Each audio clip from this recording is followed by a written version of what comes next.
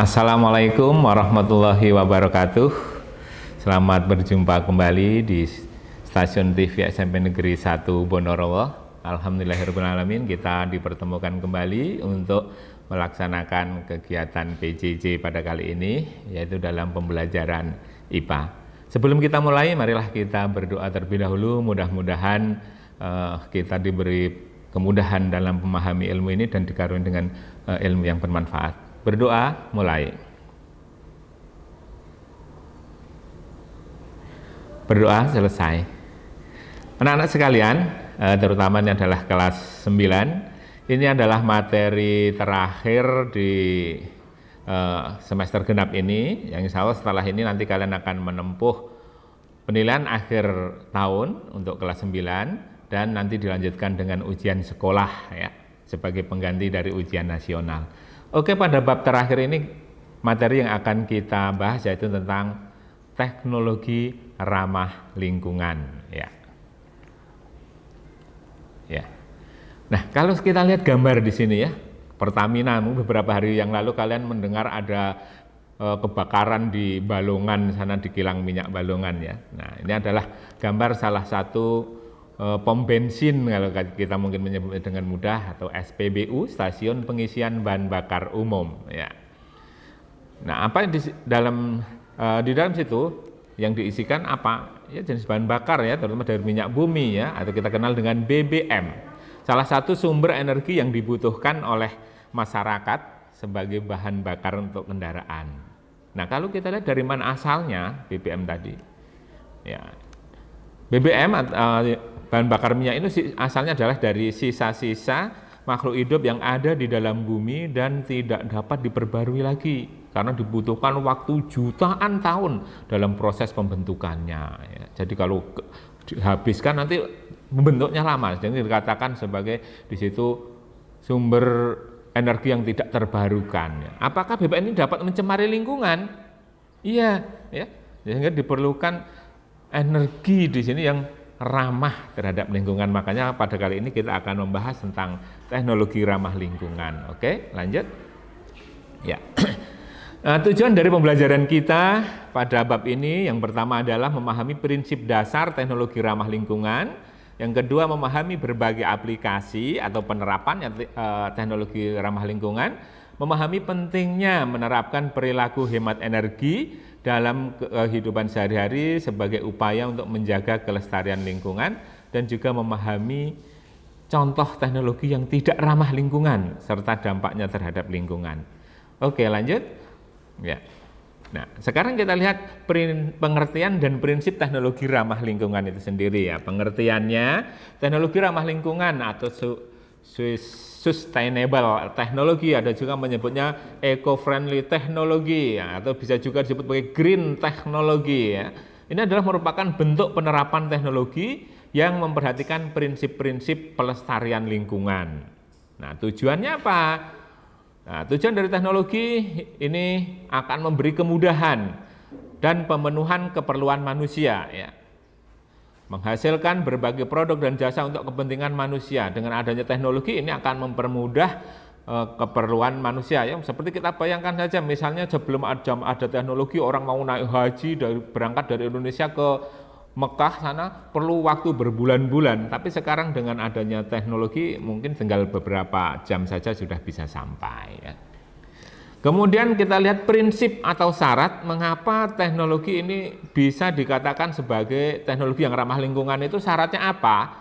Yang pertama adalah teknologi tersebut memanfaatkan sumber daya alam yang dapat diperbarui ya. Jadi sumber daya alam yang dapat diperbarui. Kemudian tidak menghasilkan limbah yang membahayakan lingkungan, dan yang ketiga menggunakan bahan yang dapat didaur ulang ya. Jadi syaratnya memanfaatkan sumber daya alam dapat diperbarui, tidak menghasilkan limbah, dan menggunakan bahan yang dapat didaur ulang. Nah, itu adalah syarat suatu teknologi dikatakan sebagai teknologi yang ramah lingkungan. Oke, lanjut.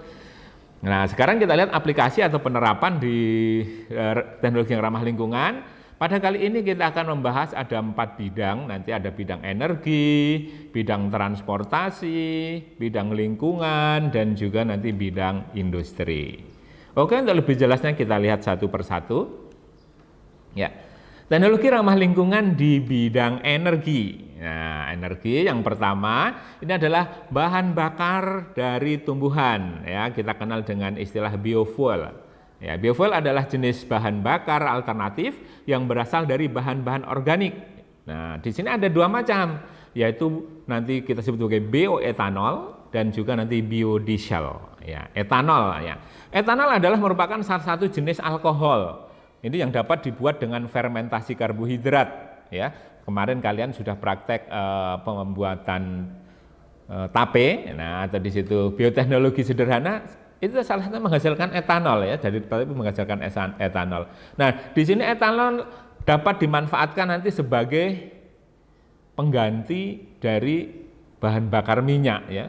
Jadi fermentasi karbohidrat atau reaksi kimia gas alam, ya, tumbuhan yang mengandung karbohidrat tinggi seperti jagung, singkong ini bisa digunakan untuk menghasilkan etanol, ya. Jadi untuk masa depan ini singkong, jagung bisa digantikan sebagai bahan bakar pengganti BBM untuk kendaraan. Nah, tapi tidak begitu jagung dimasukkan ke dalam tangkinya, tapi diproses dulu menggunakan bioteknologi menghasilkan etanol. Ini gambarnya ada prosesnya nih. Di sini ini adalah dari sumber karbohidrat, bisa dari tumbuh-tumbuhan tadi, jagung, singkong dan sebagainya. Masukkan sini nanti dihancurkan, diekstrak sehingga nanti didapatkan glukosa dan pentosanya di sini atau zat gulanya.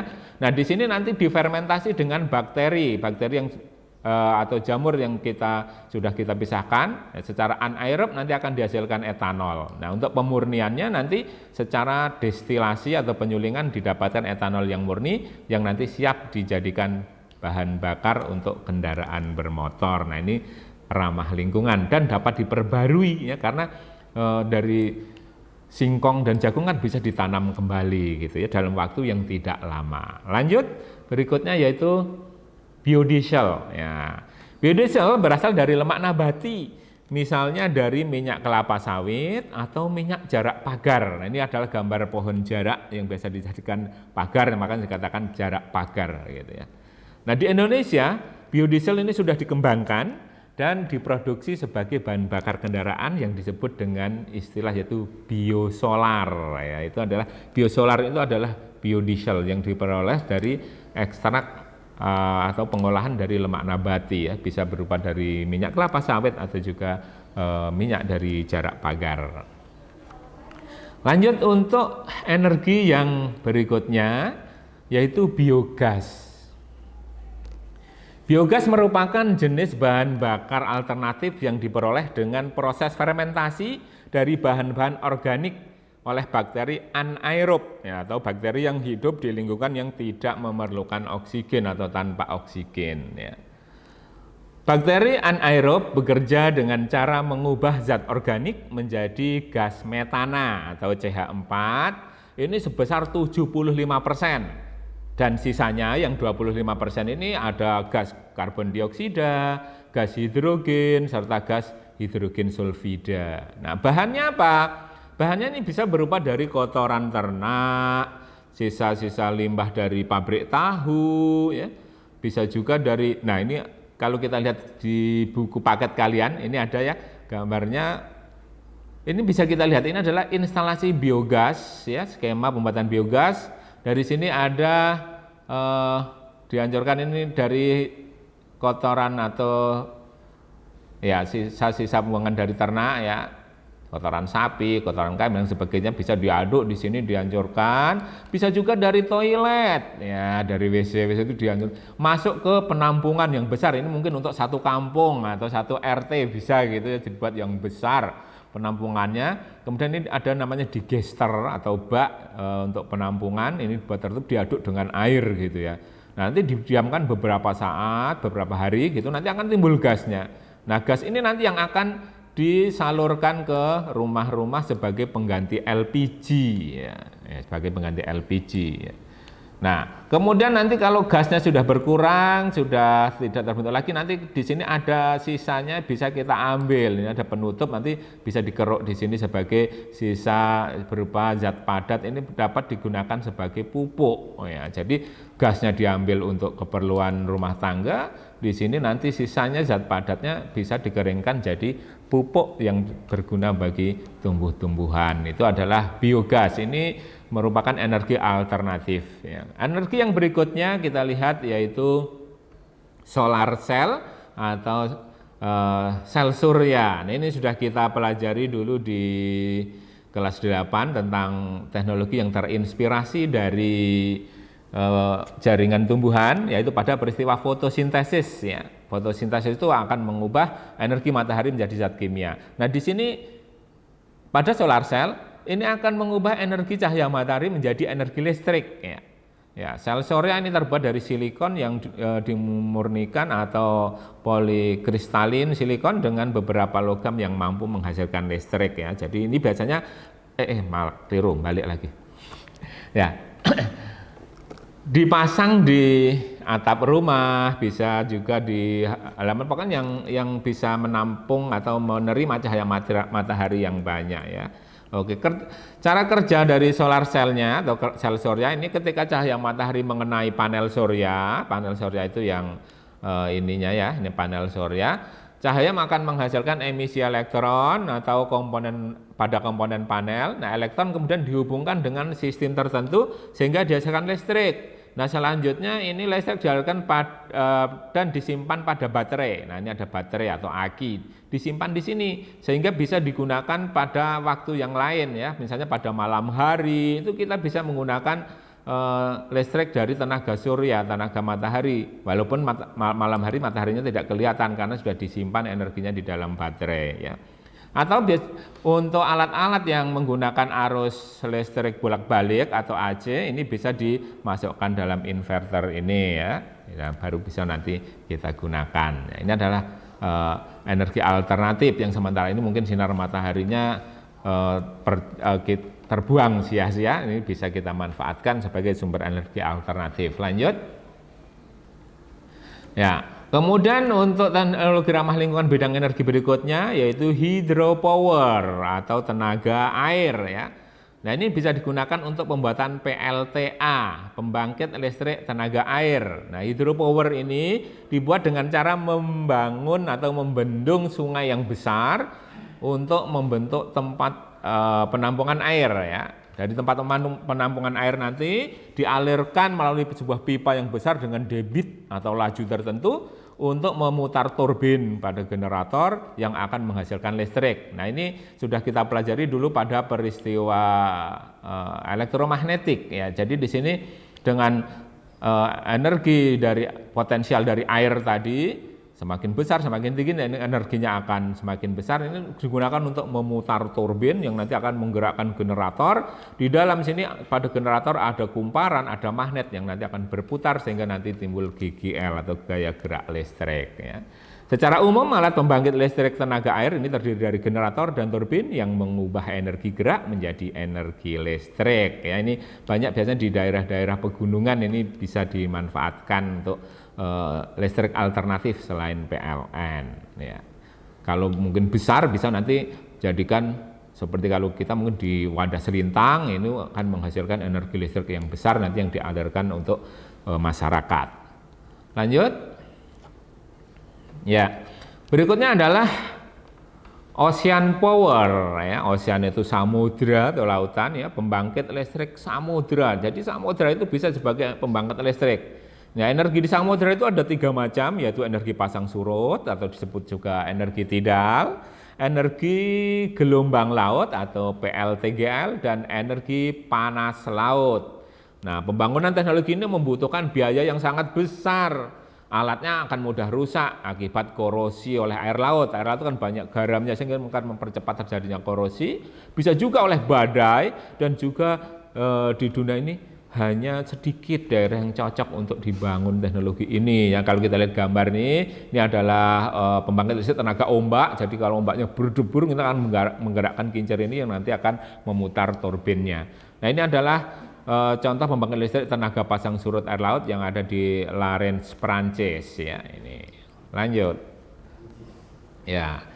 Kemudian ada wind power atau tenaga angin. Nah, tenaga angin bisa dimanfaatkan kalau kita mungkin sekedar main layang-layang. Nah, di sini dimanfaatkan untuk pembangkit listrik tenaga angin.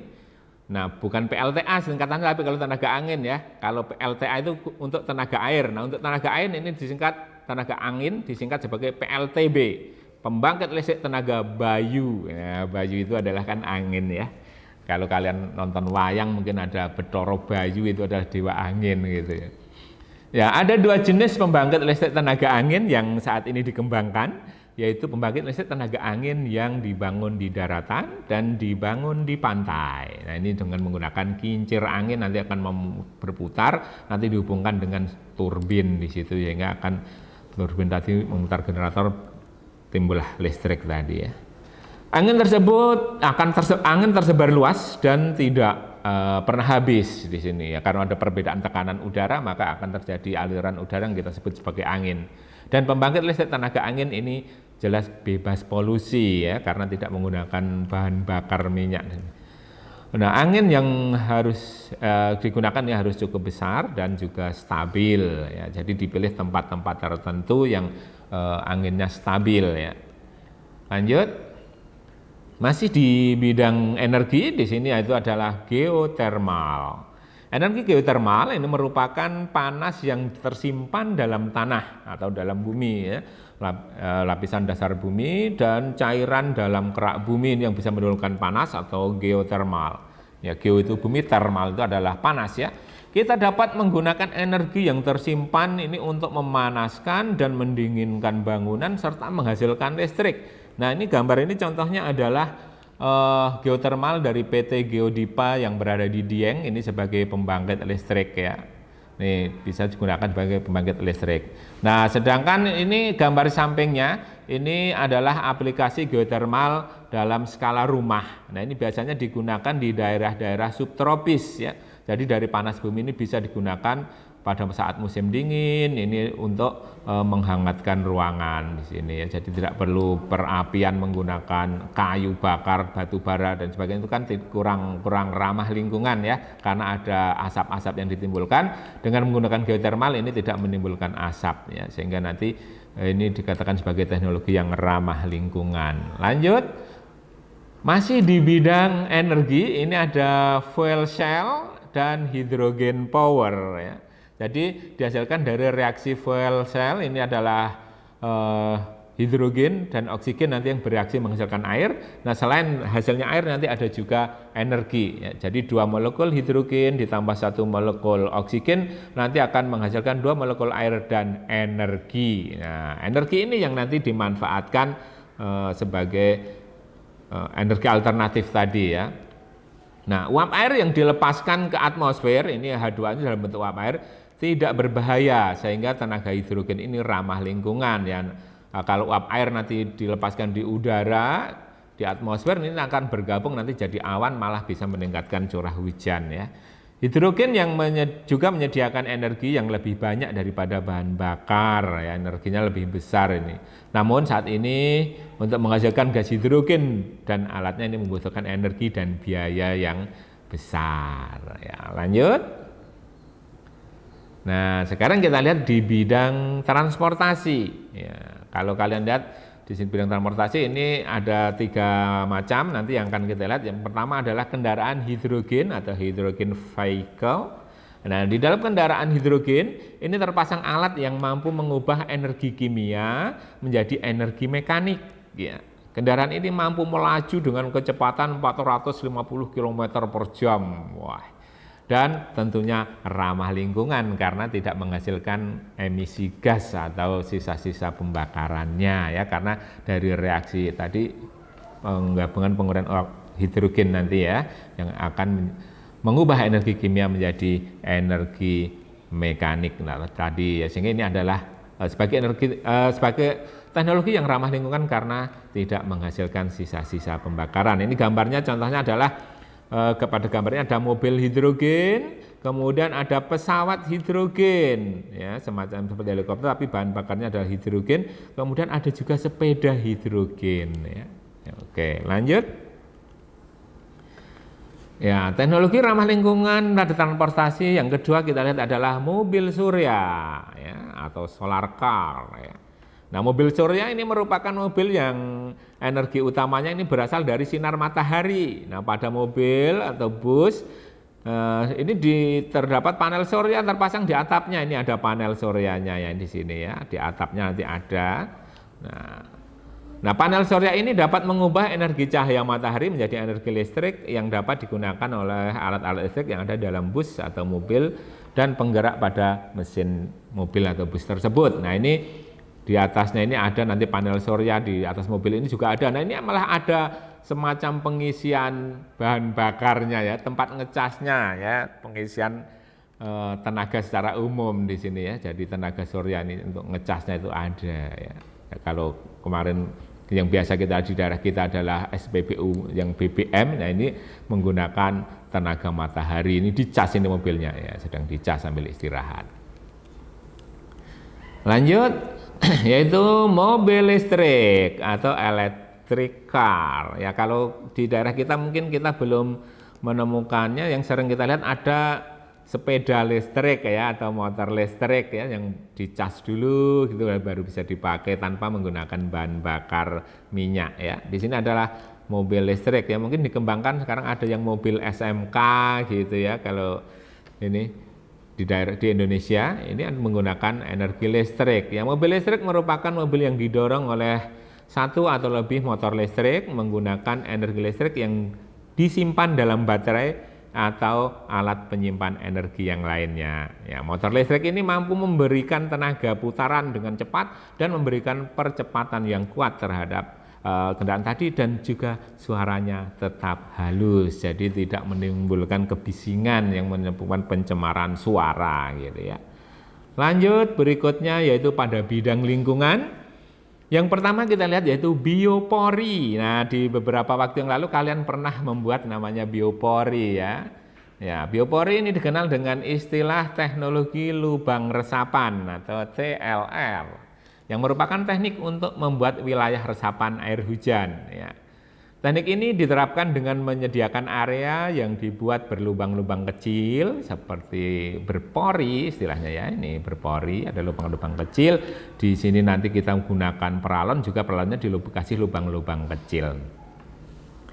Yang nantinya akan menyerap air hujan dan kemudian disalurkan ke dalam tempat pembuangan air. Nah, biopori ini sangat bermanfaat bagi pelestarian keseimbangan lingkungan. Nah, biopori dapat juga dimanfaatkan sebagai komposter, ini gambar ini ya. Kita lihat di sini dari lubang penutupnya ini selain untuk menyerap air kalau hujan sehingga tidak terjadi genangan, ini bisa juga di situ diisi dengan sampah-sampah organik, daun-daun kering misalnya. Ini yang nanti dengan sendiri akan berubah jadi kompos ya, komposter ya.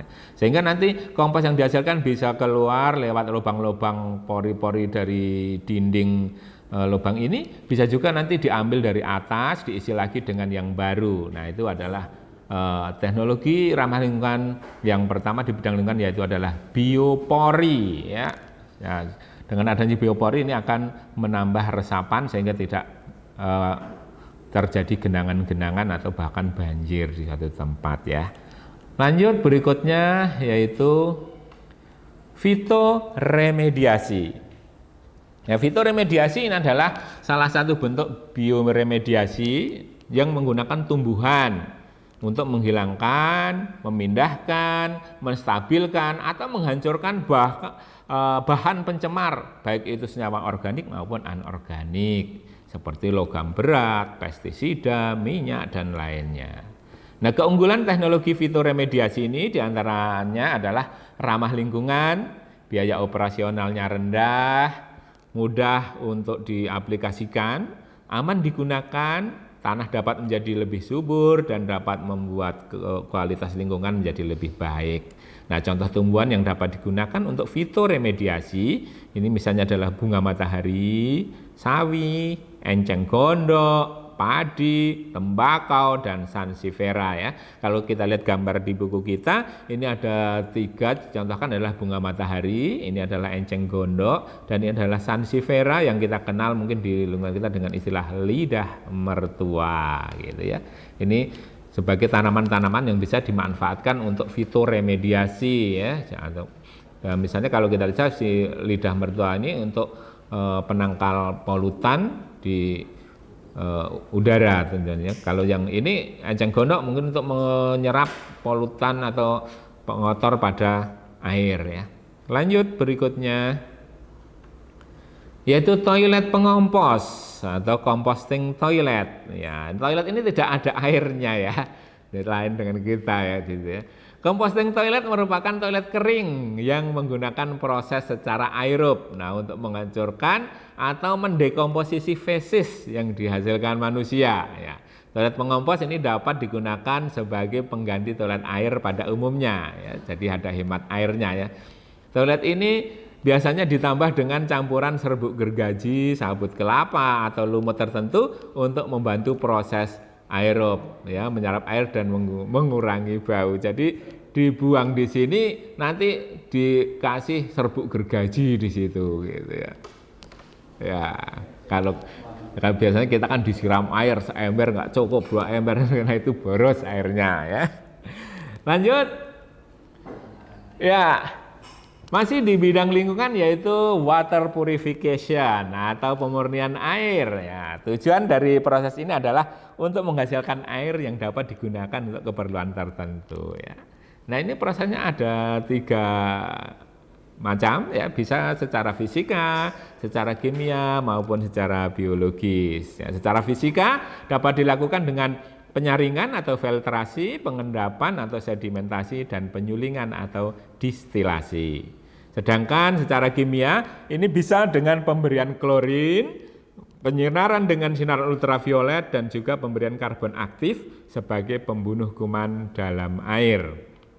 Nah, secara biologis ini dengan menggunakan tumbuhan penyaring air seperti enceng gondok, yaitu pada akarnya bisa digunakan sebagai penyaring air. Nah, dari pemurnian air ini akan kita lihat 2 macam. Yang pertama di sini adalah pemurnian air sederhana. Nah, ini yang bisa kita buat sederhana ya.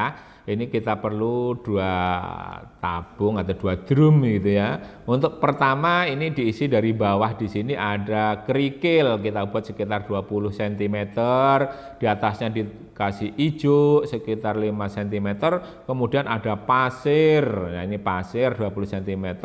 Setelah pasir dikasih arang. Arang, kemudian ijuk lagi. Ijuk, dan paling atas ini adalah bata, ini sekitar 10 cm. Nah, dialirkan di sini nanti air yang kotor mungkin dari sumur yang keruh ya, atau dari air yang lainnya dari sungai mungkin yang habis hujan kan kotor, bisa masukkan sini.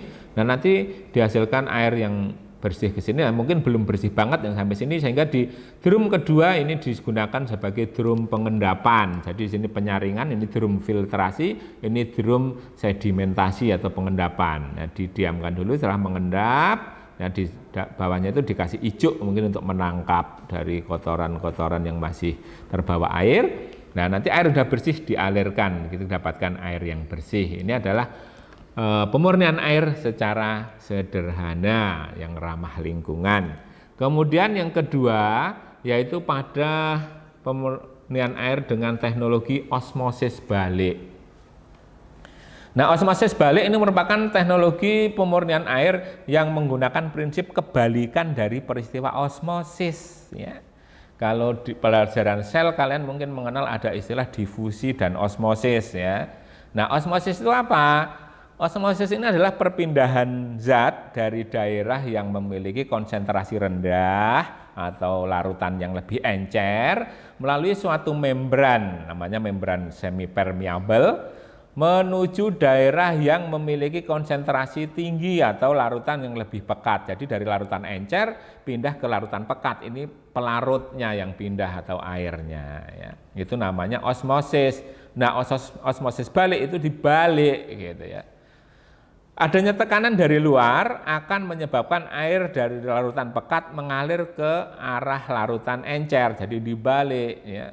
sehingga dapat dihasilkan air yang tidak mengandung garam. Nah, teknologi osmosis balik ini diterapkan dalam pembuatan air minum dari air laut, yakni dengan menghilangkan garam dan zat-zat lain yang tercampur dengan molekul air. Jadi air lautnya di sini kan lebih pekat daripada air biasa, sehingga nanti diberikan tekanan melalui selaput semi permeabel, maka akan keluar air murninya, garam-garamnya tertinggal di sini, ya, itu osmosis balik. Ya, kalau osmosis yang biasa itu airnya malah bergabung ke air laut, ini kebalikannya. Tidak melalui penyulingan ini ya, ini diberi tekanan saja. Kalau penyulingan kan perlu dimasak dulu, nanti diuapkan dan sebagainya. Dengan teknologi osmosis balik, maka air laut bisa kita minum sebagai air tawar gitu ya. Ya. Kemudian kita lanjut pada bidang industri. Pada bidang industri ini ada dua macam juga kita lihat. Yang pertama adalah biopulping. Biopulping adalah teknologi ramah lingkungan yang terinspirasi dari proses pelapukan kayu dan sampah tanaman oleh mikroorganisme. Ya, ini sudah dipelajari kemarin pada tanah itu ada peristiwa pelapukan atau dekomposisi ya, oleh dekomposer ya. Nah, oleh mikroorganisme ya, dekomposernya adalah mikroorganisme yang ada di dalam tanah, bisa berupa jamur, bakteri dan sebagainya. Nah, proses pelapukan dilakukan secara alami oleh beberapa jenis mikroba dan jamur, sehingga sampah dari pohon-pohon yang telah mati akan kembali diserap oleh alam secara alami. Nah, ini adalah peristiwa namanya biopulping ya. Ya, penggunaan mikroorganisme tadi untuk menguraikan kayu secara alami nih, pada gambar di sini ya, teknologinya biopulping. Jadi diambil mikroorganisme tadi digunakan untuk menguraikan. Yang kemudian adalah ada biobag ya, biobag. Bag itu tas ya, ini tas belanja. Ini untuk mengurangi penggunaan plastik ya. Ini adalah tas yang terbuat dari tepung singkong.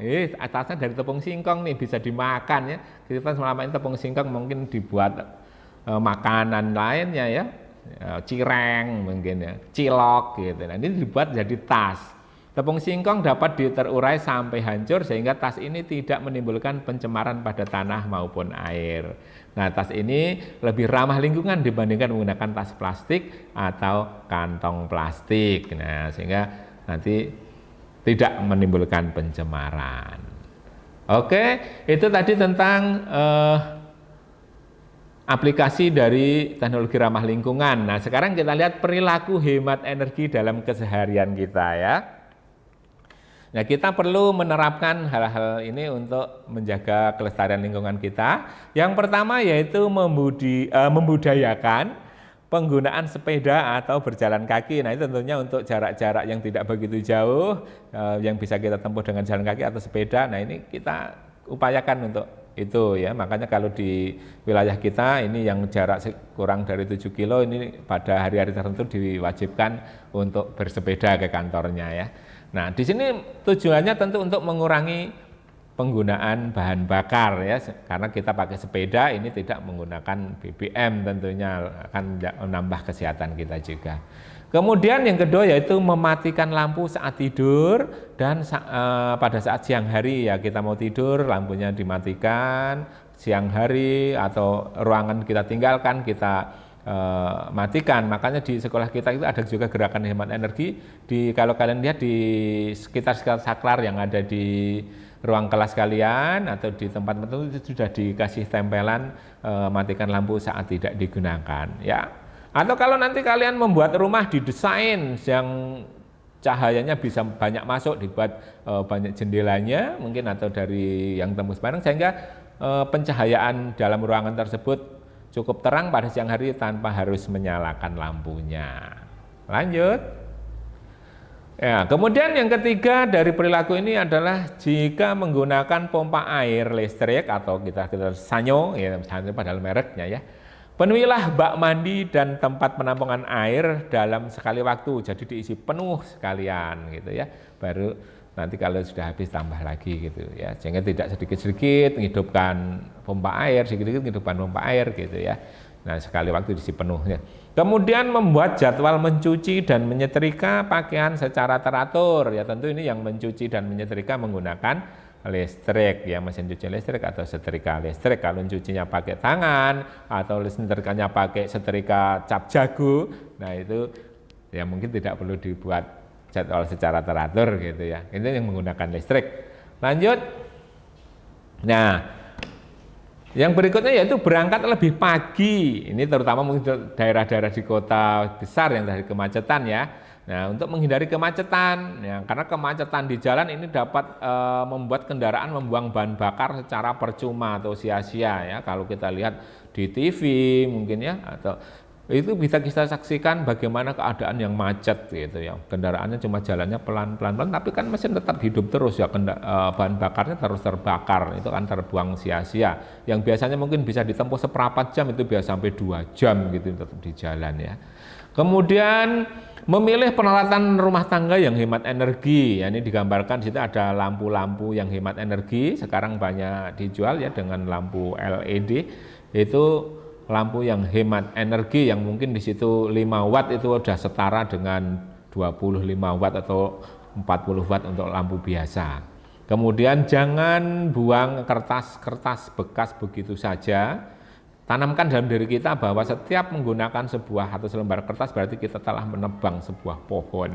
Jadi kalau kita memboros kertas itu sama saja kita menebangi hutan gitu ya. Kemudian yang kedelapan adalah menggunakan air secukupnya ya saat kita mandi dan mencuci. Ya, mandi secukupnya dengan air, jangan jebur ya, bahkan nyebur ke dalam baknya gitu ya. Ya secukupnya lebih hemat gitu. Kalau kita mandi menggunakan shower itu airnya akan lebih hemat daripada kita menggunakan bak mandi gitu ya. Oke, itu adalah perilaku hemat energi dalam keseharian. Kalau tadi kita membahas tentang teknologi yang ramah lingkungan, ada juga teknologi yang tidak ramah lingkungan. Teknologinya tidak ramah lingkungan. Contohnya apa? Di sini adalah pengolahan minyak bumi. Ya, minyak bumi ini memiliki banyak manfaat dan dapat diolah untuk digunakan sebagai bahan baku aspal, pelumas, nafta, solar, minyak tanah, aftur, bensin, dan juga LPG.